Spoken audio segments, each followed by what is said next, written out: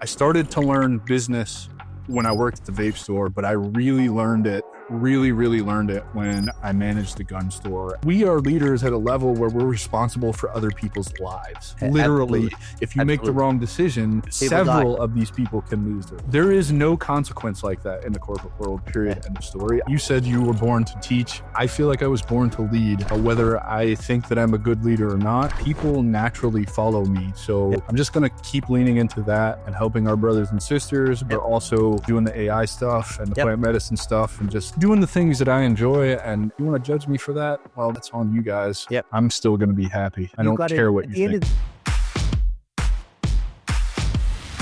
Welcome to Unbreakable Leadership, a no-nonsense podcast for leaders who want real-world lessons. I'm Peter Pollock, and with over 30 years of military and corporate leadership, I'm here to share struggles, successes, and practical advice that actually works. We'll look at real leadership stories that matter, focusing on attention, integrity, and growth through failure.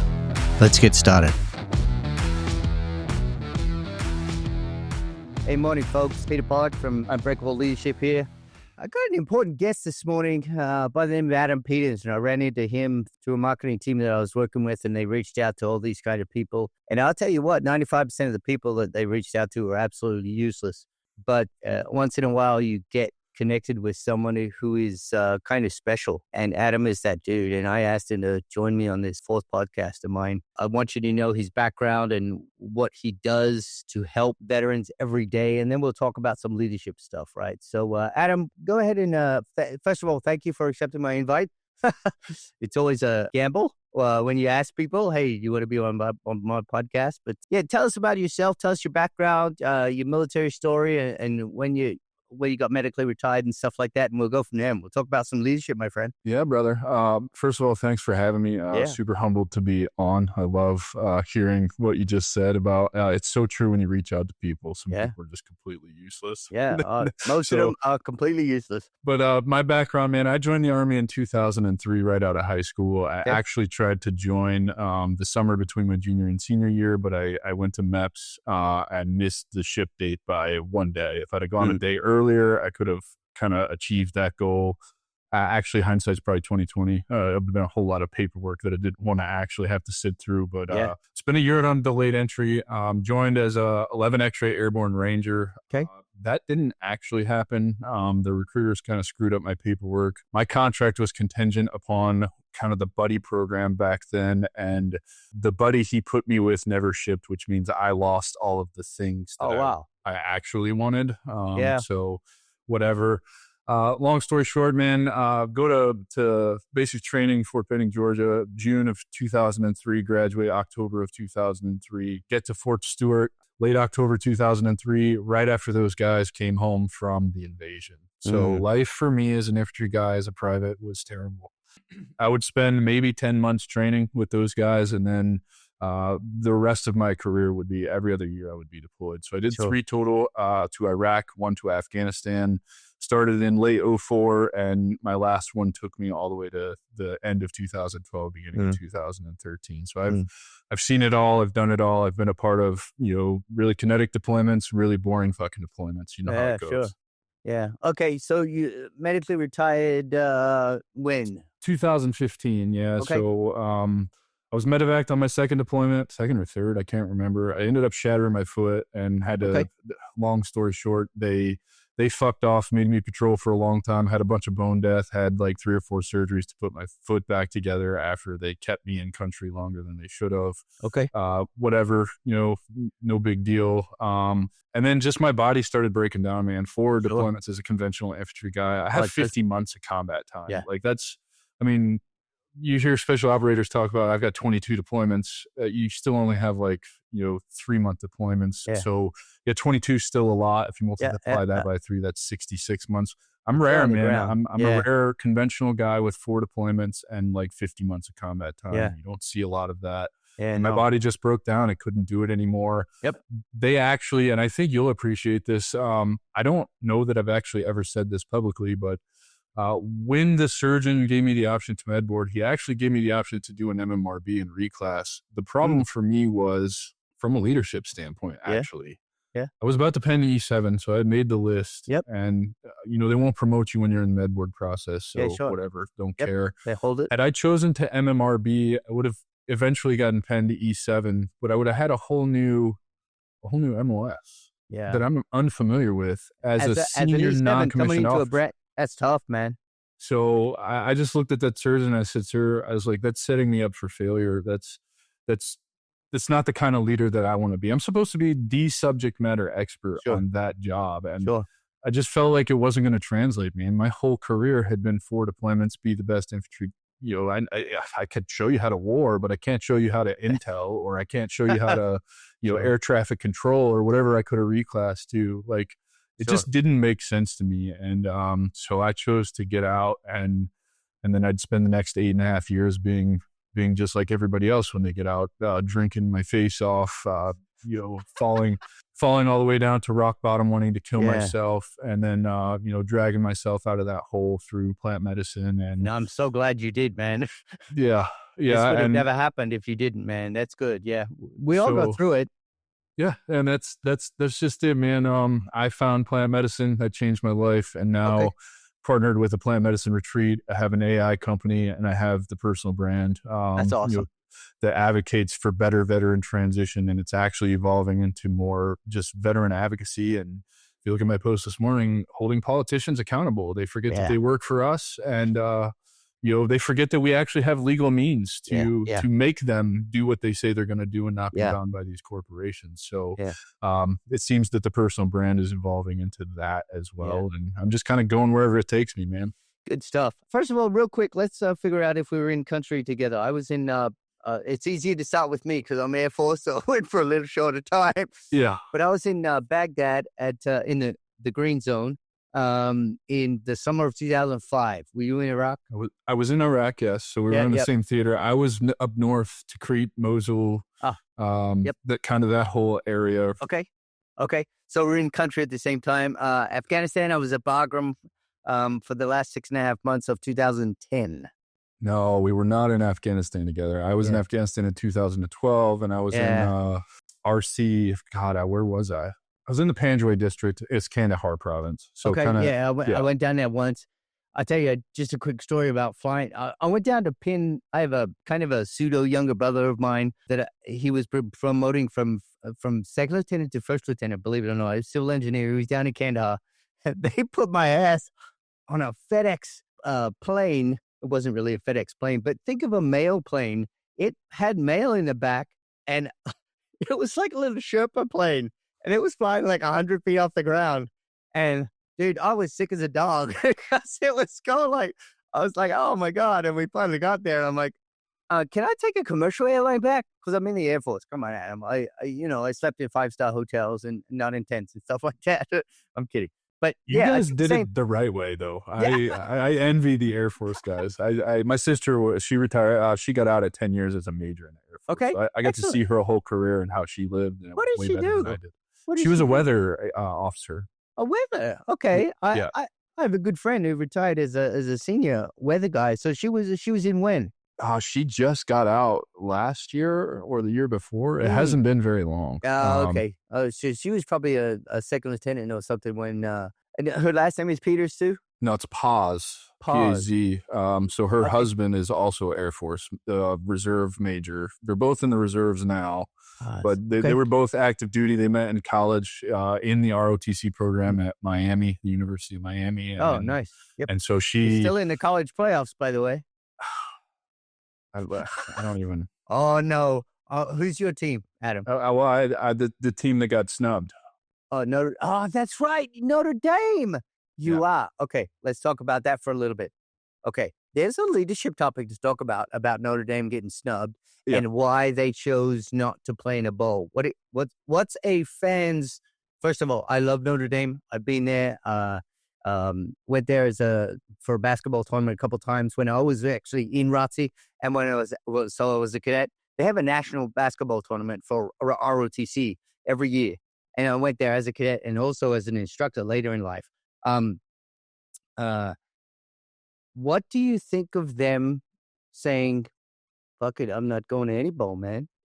I think absolutely great. Good for them. Yep. Why make ESPN and the college football committee or whomever it's all follow the money, right? Yeah, Like yeah, sure. they were super pissed that they weren't going to play in the Pop-Tarts Bowl. Yeah. And they're super pissed because the Pop-Tarts Bowl, if you looked at the numbers, there was an article that just came out about this because they played the game. It was BYU and somebody else ended up playing in that bowl game, Yep, right? yep. And they were down like 10 million viewers. So obviously it's a money thing. And why it's the same conversation that everybody says, oh, Notre Dame needs to join a conference. No, they don't. Why do they need to join a conference? No, they have the brand authority. They can schedule whoever they want. Nobody would turn down Notre Dame on the schedule. Obviously USC is doing whatever they're doing because they're trying to make another conference play because they don't have the brand authority and all the things that they need to do to get the money to play an NIL thing now, right? Like Notre Dame's never going to join a conference. Their TV deal with NBC alone is so lucrative. It's not even funny. They don't have to split any of the bowl game money, the championship money, any of these. They don't have to split any of that with a conference. What is the incentive for them to join a conference? So they don't get left out of the playoff? Well, the playoff committee actually came out and said that we got it wrong. You put two basically FCS teams. Man, I hit a nerve. You did, man. Gentlemen, I hit a nerve. And it has nothing to do with Miami. I just don't like Miami. That is a big rivalry between Notre Dame and Miami. Oh, You go all the way back to the 80s with the Catholics versus convicts, right? Like that's a real thing. That was huge. Oh, we're like going to get some viewers on this podcast. Sells I'm for a bunch of hashtag that money. shit. But my issue is like we all want to see quality football, and nobody can argue. Notre Dame had the running back, the Heisman. He should have won the Heisman. The level of competition that they are playing at and continually play at, love them or hate them, basically every year, it's on the same level as the SEC, the Big Ten. They hang with these teams. They often beat these teams. They went to the fucking national championship last year, and they're a better team this year. And have you watched the playoffs? I'm fairly certain Notre Dame would make a run, big run. No, I'm with you, man. I'm going to pause this for a second. I'll tell you. Well, Adam, we're back on. Thanks for your pontification on Notre Dame. I have a couple questions for you. Did you get a chance to read my bio? I did, yeah. And what questions do you have about my bio? What do you want me to, expand upon or anything like that? And then we'll talk about actually leadership, something that you mentioned about being a SME versus, a leader at my level or something like that. And we can toss some dirt about that. So talk to me about what's your question? My accent. Don't fucking ask me. I wrote down a bunch of questions, man. But they're all about the leadership stuff. Okay. So shoot. Let's go with this one and I know we're gonna get into this. So we talk about decision paralysis, analysis paralysis. So what is in your opinion? Because I actually still struggle with this. I'm actually struggling with this as we're speaking about this. So I think this is going to be an awesome conversation to have. Yep. What is the real issue underneath of it? What do you find is really the thing that causes us to analyze, overanalyze, and just become paralyzed in the analysis of the thing? People are afraid to be wrong. People are afraid to make mistakes. People are afraid that, oh my God, if I make this decision, is Jim Bob going to get hurt? Is Sally Ann going to be hurt? What? But that's not your fucking job. You don't have time to worry about. Sure, empathy, I get that. Okay, and you have two people. You could ask two people about whether I have empathy, and you'll have one that says you have the most empathy in the world that I've seen, and you have one that said you don't give a shit about other people. And as a Gen X, I'm probably closer to the you don't give a shit, but I do have empathy is also a practice skill, right, Adam? When you're making a decision, you have to make a decision based on what's in the best interest of the organization. It was funny. I followed an Army NCO page. You'll appreciate this as a former Army NCO. And it said, if you want to be popular, don't be a leader. Go sell ice cream. That is it sounds stupid, but if you think about it, it's brilliant. Right. You're not a leader to be the most popular person. And that was the first mistake I made as a leader. My first command, I want to be everybody's friend. I was like, I'm just being Pete Pollock. I'm everybody's friend. Now, about 3 months into it, people were like, what the fuck are you doing? I don't want you as a friend. I want you as a leader. So it changed my decision matrix, right? So people are afraid to answer your question, people are afraid to fail. What do you think of that? Actually, it makes a ton of sense. And I like what you just said about if you want to be a leader, you're not going to be popular. Yeah. I actually think that when you become a good leader, you actually become more popular, because I'm thinking about how, so I don't hold myself, my whole career in the military, the Army, I've said this publicly. I was a mediocre soldier, a very mediocre soldier. I didn't have a lot of good leadership coming up. I grew up in an Army era where it was just hammer on the new guy always. You know, I told you, I got to my first unit days after they came home from the invasion. So no combat patch, no flag, no CIB, no nothing. I was just owned more so than I ever was. And I tried to develop my leadership style by looking at the things that were good and bad and then kind of piecing those together into whatever was going to work for me as I grew up. So it wasn't until I PCS away from Fort Stewart and went to Fort Lewis and shout out First Sergeant Michael Robinson, one of the best leaders I ever had in my entire career, actually saved my career and turned my whole career around, made me a better soldier and a better leader and all of that. So when I got to Fort Lewis and there's a whole nother story that goes with First Sergeant Robinson, and he actually hated me at first. And then we became actually very good, I would say friends even. Like we never crossed the line, obviously, but I was his right-hand man and he leaned on me hard, and I learned a lot from that man, and he inspired me to actually want to take my career further. We don't have to go into all of that, but he taught me how to kind of really let go of being friends with everybody, because at Fort Stewart, the problem was I was there for so long and never got to PCS, got stop moved twice to go on more deployments. And when I was coming up, the first year I was at Fort Stewart, if you made corporal, really E4 and above, if you made E4, you moved squads, period, end of story. And when you made E5, you moved platoons. And when you made E6, you moved companies. When you moved E7, you moved battalions, sometimes even brigades, right? That's how it used to work for NCOs. So there was no good old boy system that was forming. Well, they reflagged at Fort Stewart away from traditional Alpha Bravo Charlie and HHC companies into this combined arms company. We had 2 infantry companies, 2 tank companies. We had headquarters company. We had the maintenance company, which was Foxtrot. We had like a lot of companies, right? 7 companies in 1 battalion, and they stopped moving people as they get promoted. So now you're doing back-to-back deployments. I was coming home from a deployment, and on the parade field, before they released us to our families, they were handing us orders for our next deployment. Like, that's how insane my career was. So there's no more PCSing. There's no more, MTO slots. Dudes are dropping like flies, getting hurt. Dudes are getting killed. Dudes are ETSing because they did their best, but they could only stop loss people for so long, right? So you stop loss them for 1 deployment. They are out the day they get home, and they are not. There's no chance that they're re-enlisting. So now you have undermanned companies and platoons and squads and battalions. You know this as a leader. You know this probably better than I do because you were an officer, right? And so those damn officers. So there was no moving about anymore.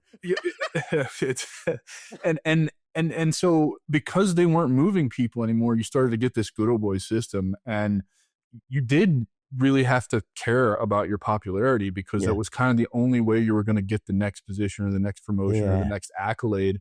And so when I got to Fort Lewis, I kind of had that mentality, and I learned real quick things were done very differently there. And it was nice to be back in kind of a real infantry battalion structure with just Alpha Bravo Charlie Company, HHC. That's it. We're all infantry dudes. We're going to do infantry shit, period, end of story. And I actually learned how to just be a leader and hold the boundaries that I have, whether the soldier liked them or not. And it actually made me more popular. I still mentor kids that are serving today. And I think that's a testament to my ability as a leader. And we're talking, one just made E8. He is taking his first sergeant job. 2 of them are Green Berets. Like, these are not guys who, they actually did something with their careers. Sure. And that's really humbling for me because self-admittedly, I had a mediocre career most of my career. Yeah. I would say it's an unintended consequence of you being a good leader is you will become more popular. Yeah. Not because you want to, it's because you're making the right decisions. And as an unintended consequence, you will become more popular because people will say, hey, this dude's a good fucking dude, right? He knows what he's doing. He's not going to lead me wrong. He's making decisions for the whole group rather than, making shady decisions and trying to protect his own career. And oh my God, I saw most. I think it's really important to state, I also asked my dudes, all of my dudes, always, from the time I was a team leader to the time that I was a platoon sergeant, I wanted the lowest dude's opinion. I wanted his thoughts. I wanted to understand, like, hey man, this is what's coming down from above. Sorry guys, this isn't me, but this is what it is.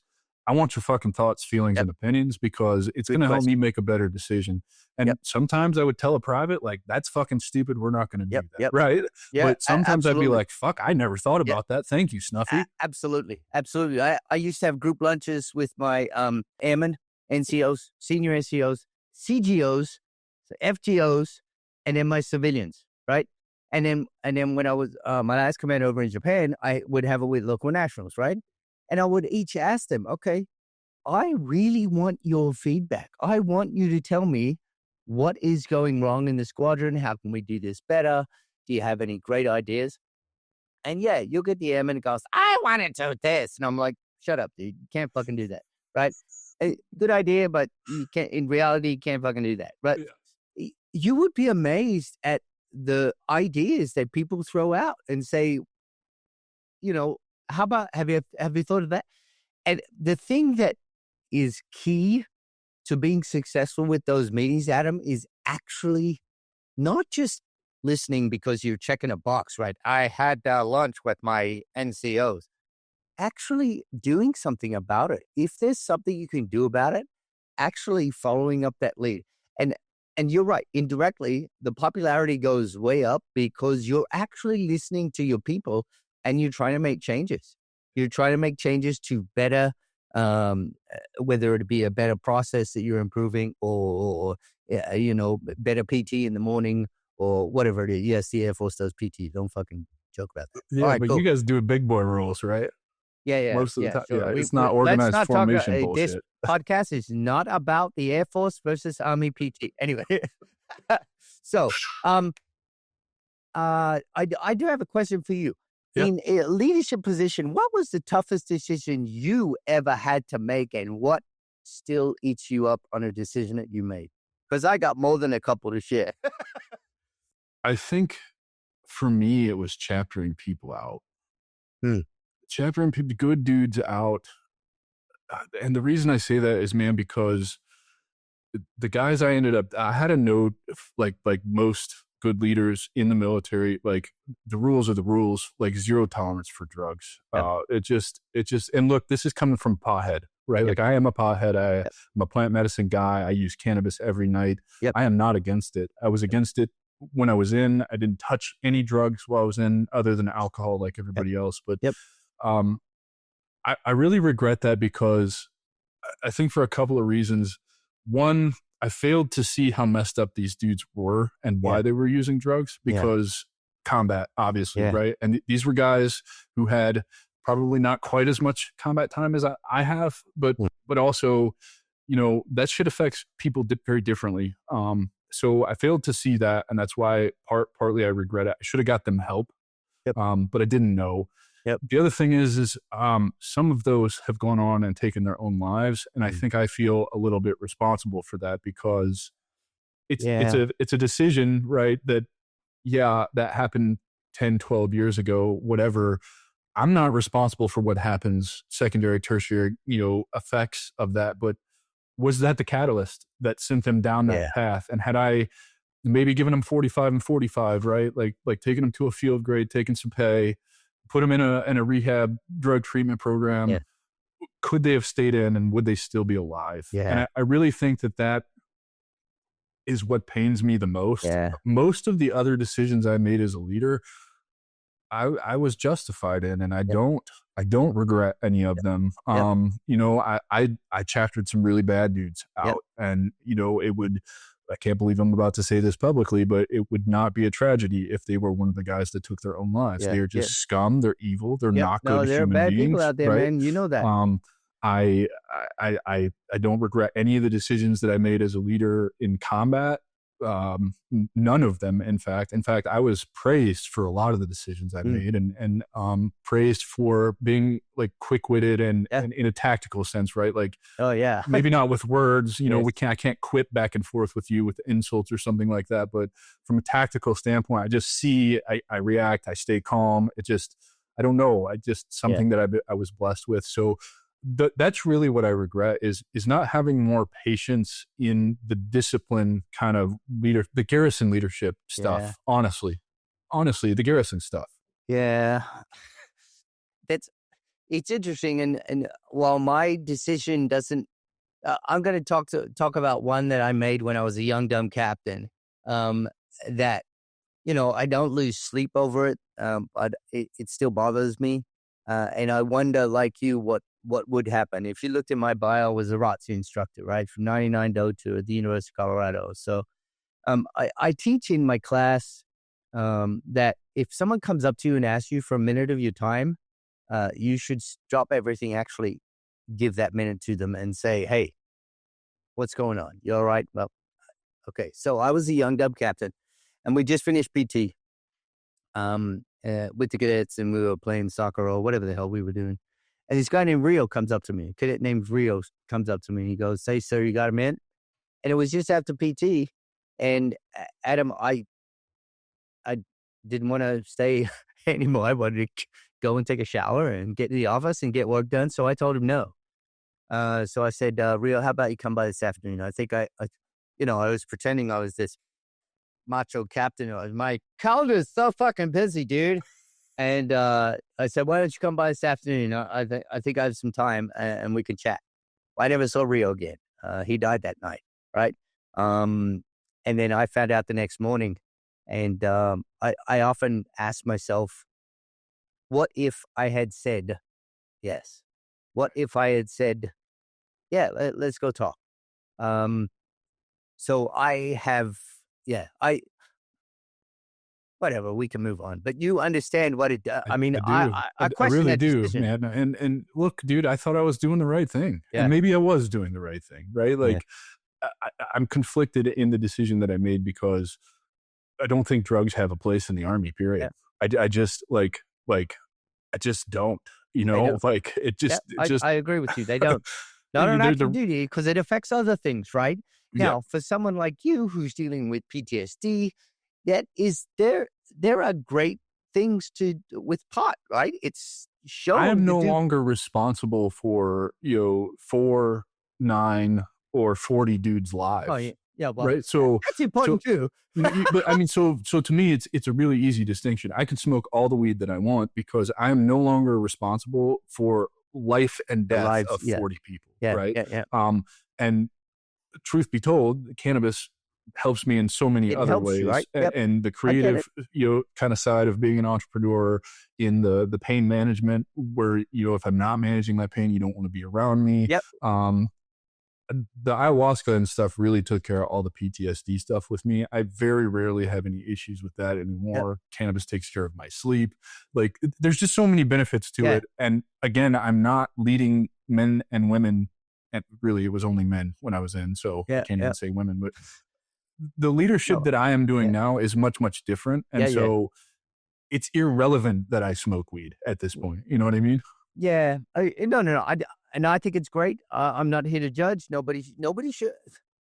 Do we all judge everyone? Yeah, we all judge people. Yes, we do. Should we do it? Probably not. Maybe. Maybe on some level, but not to the. Well, you can't judge. I saw no, I can't go over that. I'm not gonna. I sent my girls a meme the other day, and it said, I'll share it with you. No, I won't share it with you because I'll probably lose listeners if I do. But it had to do with the different generations and how they would respond to let's call them a large person. Gen Z would say, "Oh, you're so beautiful. Oh, yes, you're great." The You don't want millennials to know would be what I like, would "Well, say. I'm not here to judge, but you could lose a couple." And Gen X, like me, was like, "I know 5 large people, and you're 4 of them." So it was something along those lines. Well, I'm a millennial, and I would walk up to you and I would say, "You're a fucking fat ass." And this is coming from a former fat ass. I You're was fat. probably older millennial. Yeah. At 40, Yeah. so Okay. right at the, I think 2 or 3 years, Yeah. and I would have been in your You missed it by a generation. couple years. Yeah, yeah. All right. I do have another question for you. Now, after you got out, did you try the corporate world, Adam?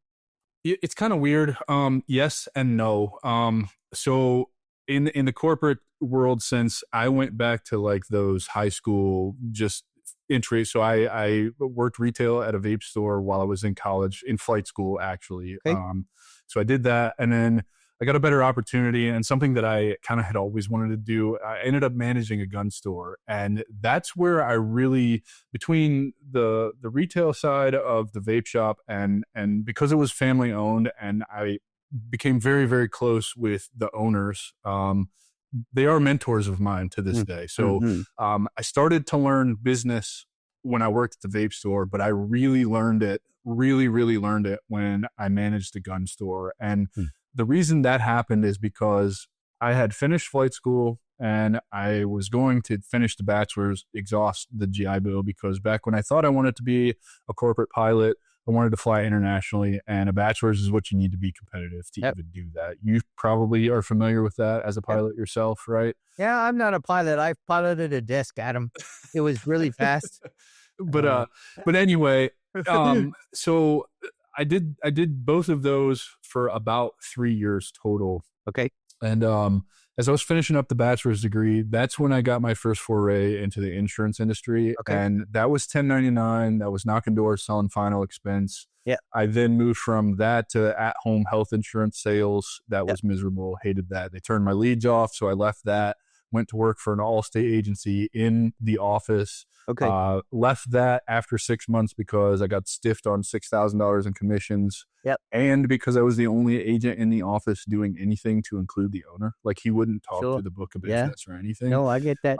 So from there, after I left insurance, I've done 2 kind of menial seasonal jobs. I delivered Christmas packages for UPS, which was one of the best jobs I've ever had because they paid me like $31 an hour and gave me all the hours that I wanted. And it was actually kind of fun. I don't know how to describe, like, you just kind of drive around and put packages on people's porches every day. You get to see a lot of places you would never see or knew existed. I bet you get to see a lot of things that you would not see.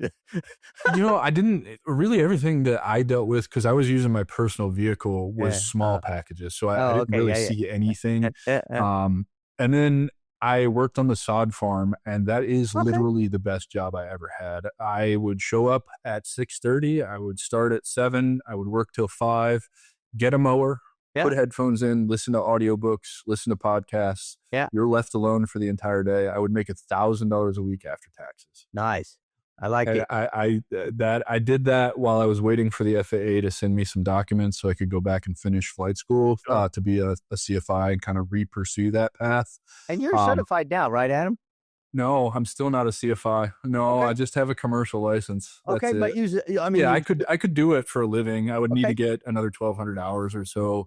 I really walked away from aviation because I burn out, and because I didn't realize how everything's seniority based, and it's very nepotism based community as well. If you don't know somebody, you're not going to get the cool jobs that you want, particularly when you're time building to get to the airlines.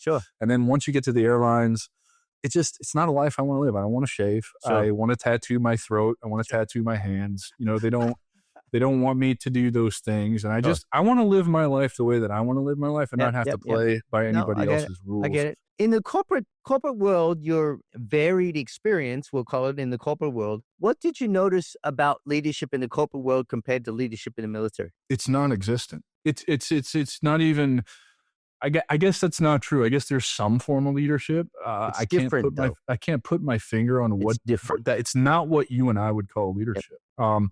In the sense that like I said, back to the I smoke weed now conversation, because I'm not leading men and women into combat.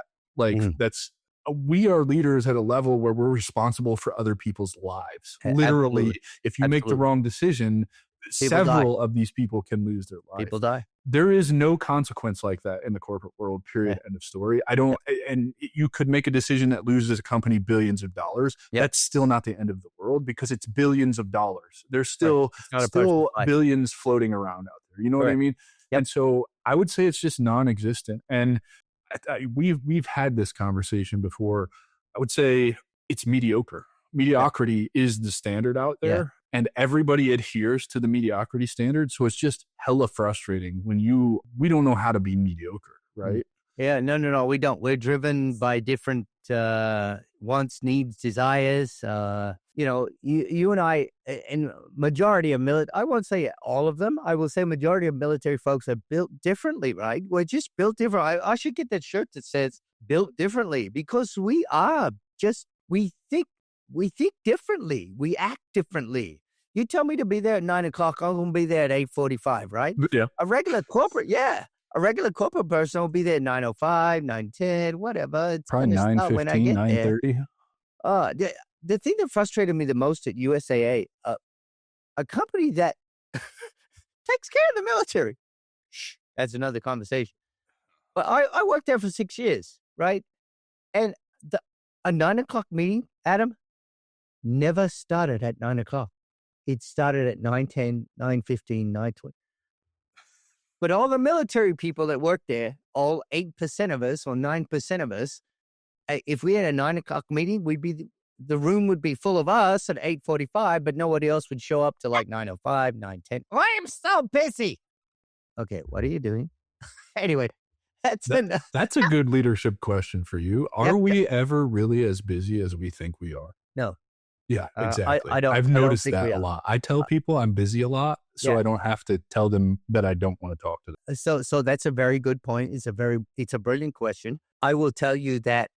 Let's use the Pentagon as an example. Pentagon is a state of mind, right? Mm-hmm. So if you get wrapped up into doing we do busy work. People do busy work. I have stopped doing busy work.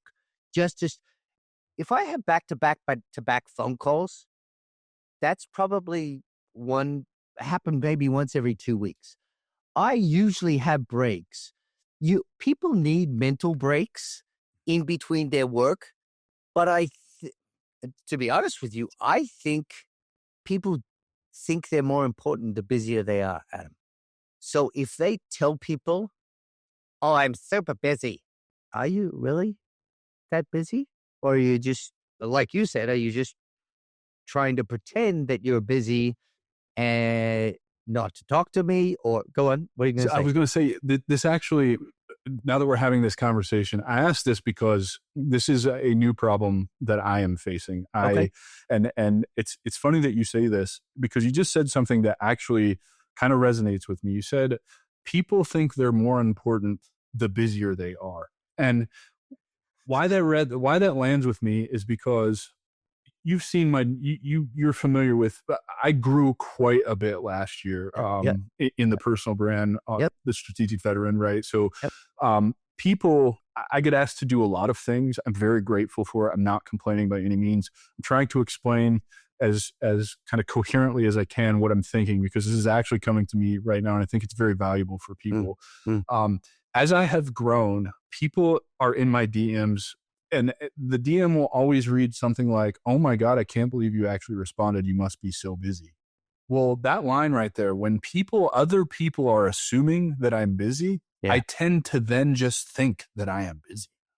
And I don't just think it, Peter. I actually feel it. I actually feel overwhelmed, or like I'm busy, because I got to answer this DM, or I got to answer this email, or I've got 30 fucking podcasts I've got to edit, or I need to send this contract. One of which is mine, by the way.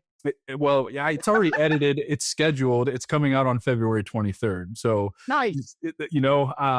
Actually, I have content scheduled out till April 20th of this Oh, year. wow. So that's I kind of know what I'm fucking doing here. You know what I mean? Yeah, I'm messing with you. I mean, I know. I paid a damn company to do what you're doing by yourself. Yeah. So I mean, I paid a company to actually professionally edit these, blah, blah, blah. I mean, I had to buy all this crap that I got. And so they told me to buy a really cool camera. I'm like, no, dude, I can use my fucking iPhone camera and it's way better than any camera that you think. Yeah. Right. But I think it's pretty cool. I like your setup. I got to figure out how to put the damn thing up here. I don't know. I have a kind of a special rig that lets me bring it overhead. Yeah. I don't know that I like it as much because it's always in the camera shot. So I have the arm. Let me move my camera. Move. You can see the arm that I have and stuff like that. And then you can see all my junk that I got on my ground over there in my office, which is a fucking mess. But anyway, along those lines, Adam, what is the number one thing that makes shit happen is connections. Yes. Like, I love my daughter to death. She's looking for a job right now. She's applying on Indeed. And I keep telling her right now, you're not going to get any job on Indeed. There's 15,000 other people applying for that same freaking job that you're doing. And the person that gets it is the person that knows the hiring official. That's who's going to get it.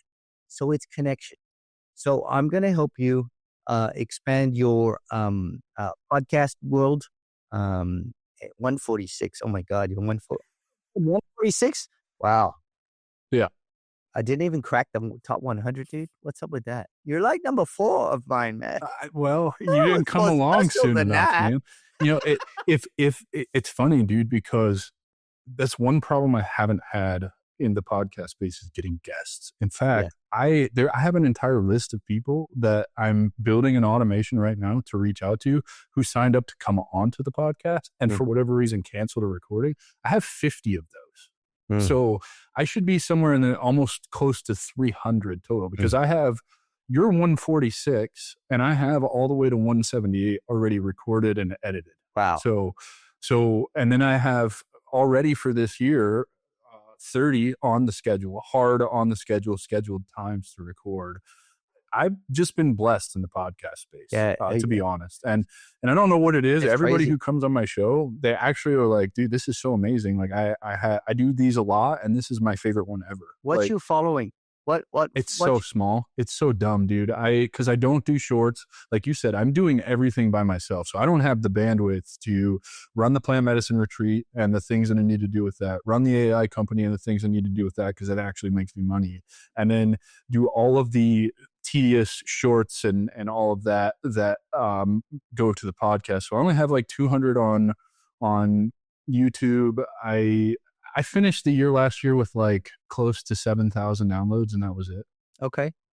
It's better than my, I don't even know how many downloads I have on YouTube. I guarantee you once you start launching all of these and all of that, because you have a company that's creating more media assets for you, you will grow faster than I am growing. Yeah. Well, I don't know about whether because you're doing God's work, man. You really are doing God's work for veterans and stuff. And you know, here's how this is going to sound corny, but you're going to understand seeing, you know, my background and what I retired as. I'm a life member of MOA, which is the Military Officers Association. So that's how I give my support to veterans issues is that I am a life member, a gold member of a extremely large organization that is quite powerful on Congressional Hill. So that's how I give back to my fellow veterans and stuff like that. I just, and trust me, I'm not too busy to do anything else. I'd just rather just give money. Yeah, right. So I get what it. I do. Dude, and that's, I mean, look, I do this as much for myself as I do it for everybody else because 100.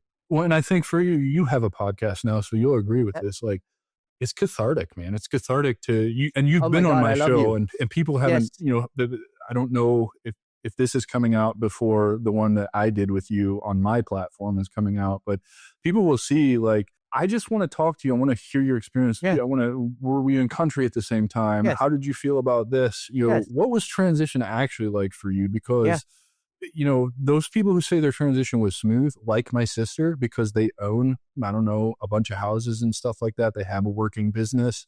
Yeah, her transition was she's the outlier though. It was easy. Also, her deployments were kind of a joke. You guys go to Qatar and, I've got feelings about that because. Don't mess with how you did, man. Well, I just have a problem when you guys call that a deployment, but we sent guys there on 16-month deployments for R&R. Okay. All right. All right, then. So this has turned into Army. No, I love you guys. It has not. No. Hey, no. I got some proof, man. I'm going to get some street cred with the Army right now. So when I was in Bagram, I was awarded, come on, read my bio again. What's the first fucking medal I have up there? Come on, read it. Oh, I got to pull your bio back up now. Yep. Come on. Let me pull it up. I got some street cred with the Army here. Let me pull your bio back up. Your first one. Where is it? The Army Achievement Medal. You know what's funny about that? I have a Navy unit citation. So I actually do have another branches award on my uniform, which is there was also such an awesome conversation started because people would be like, where in the world did you get that? Also, I'm like a E6 running around with like 5 rows of ribbons. So like that's also unheard of. It's let's talk about medals for a sec. So I have 2 Bronze Stars. The first one is from who? Come on, tell me. I was in Iraq working for MINSTICI, which is the Multinational Security Transitional Command Iraq. It's not written on my bio. It's from the Army, though, because that was an Army organization, right? Yeah. But I'll be honest with you, Adam. I got to be honest. My second one was downrange from Afghanistan, and it was approved by the Air Force. I will tell you the Air Force Bronze Star is more important to me because I was given a Bronze Star in 2005 by the Army when they were handing them out like candy, right? Candy. Basically, it was an MSM for doing your friggin' job, even though I also qualified for the combat infantry badge. That's a whole nother story. But the Air Force said, no, you can't get it. I'm like, bullshit. But the Army said I could get it. Yeah. So I wanted to wear that shit, man, but I did it. Because the Air Force said, we don't approve that. I'm like, okay, fair enough. Anyway, so yeah, I was in a convoy that was hit. Blah, blah, blah, whatever. The bullets over there, they came through the window. Okay, it's pretty cool, right? Anyway, but the second one, because the Air Force is very strict on, they didn't give them out like the Army did. So anyway, long story short. No, that's a very valuable point because it speaks to leadership. Yeah. It speaks directly to leadership. I watched that happen my entire career. I don't have a Bronze Star. Yeah. You probably should have 5. Because I didn't have enough rank to get one. I did more to earn one and was told I had 3 that were downgraded to ARCOMs. Man. Yeah, Now I will tell. Yeah. Guess what? After 13 years and 4 deployments, do you know what my med board award was? What? Nothing. They gave me nothing. Not an AM, not an ARCOM, not an MSM. I was put in for an MSM and I got nothing. Hey, that's some bullshit. I hope there's some senators or Congress people watching this damn podcast, man. That's bullshit. You need to go back and give Adam Peters, by the way, whose last name is a really good first name without the S, Peter. Anyway, I get called Peter Adams a lot. Yeah. I do. It's weird. I don't understand it. Let's wrap this up, my friend. You have been a tremendous guest. I really appreciated and I'll tell you, in the first 4 podcasts, I've had 2 generals, a retired SEL from UCOM who was in charge of 40,000 people, and then I had Adam. You have been my favorite guest up till now. Honestly, I swear to God. I love those other guys, and they're all great leaders, and I've worked closely with each one of them, but the most genuine conversation I've had is with you, my friend, so I appreciate that. Yeah, I don't know how to be anything else but me, man. Yeah, no, it is. And I think you asked me on that podcast, you said, did you really retire as a colonel? I said, yeah. I'm kind of a unicorn. I'm kind of a little bit different. So I'm going to leave off on the fact that we just touched on, you got to be yourself. And what makes me happy, and you said your life in a way had become full circle. You tried the corporate shit. You're doing what you love because it's cathartic. I'm doing the same thing, Adam. I believe I was born, and I know how sappy this sounds, and Gen X is never fucking sappy, dude. I was born to be a teacher, to educate people. And I think I was born to teach leadership based on real fucking events, not theory, not, well, this is the way the book says it should happen. It never fucking happens like that. No, it never does. It never happens like that because there's always a human in the loop, dude. There's always a human in the loop, and the classroom doesn't go over that, and it doesn't tell you what happens if that human reacts like the other, differently from the other. Guess what? Every fucking human is different, and they will all react differently.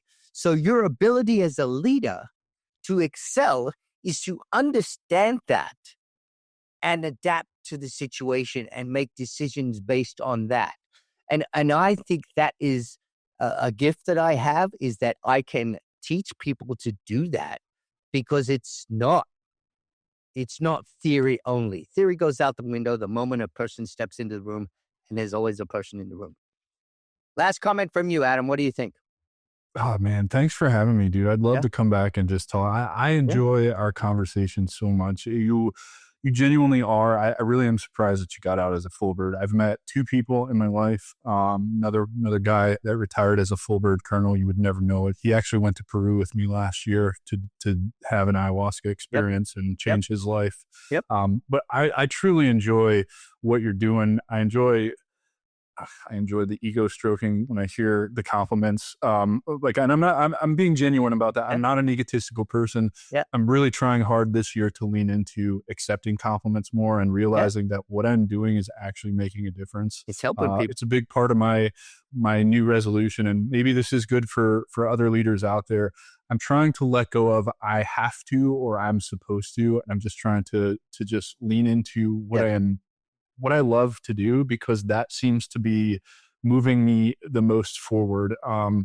You said you were born to teach. I feel like I was born to lead. Whether I think that I'm a good leader or not, people naturally follow me. So I'm just going to keep leaning into that and helping our brothers and sisters, but also, doing the AI stuff and the plant medicine stuff, and just doing the things that I enjoy. And if you want to judge me for that, well, that's on you guys. I'm still going to be happy, and I don't care what you think. At the end of the day, you're the only one who has to look you in this. You look your mug in the mirror and say, did I do a good job today? Did I do my best? And I'm okay with that.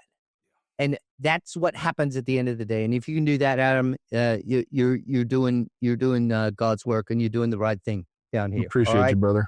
All right, take care, man. Thanks for tuning in to Unbreakable Leadership.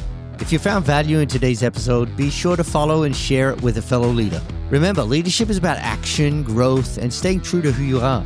I'll catch you next time for more real-world lessons. Until then, keep leading well. Strength and honor.